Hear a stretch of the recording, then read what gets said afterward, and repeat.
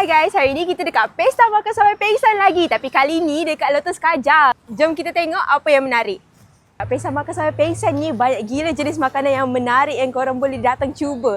Tapi selain makanan, ada juga aktiviti yang menarik untuk kanak-kanak tau. Korang boleh lihat kat sini. Ada jom sauk ikan guys. Boleh bawa anak-anak datang untuk sauk ikan. Dekat sini juga ada Malaya Mini Zoo. So korang boleh tengok banyak haiwan yang comel-comel. Ada juga bounce castle and pool. Memang family friendly juga korang. So, kat sini pun ada pot lepak kalau parents nak tunggu anak-anak main.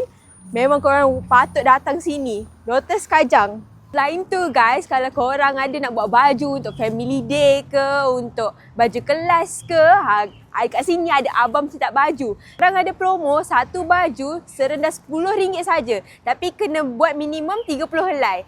Jom kita tengok contoh baju yang ada. Ni antara desain baju yang diorang baru je release. Yang tengah ni Raja Muda Selangor sendiri dah pakai guys. So kalau korang berminat dengan desain macam ni, korang boleh roja Abang Cetak Baju. Lalang dekat cerita festival ni, korang jangan lupa cari booth Red Bar Enterprise tau. Korang boleh dapat hadiah dekat situ.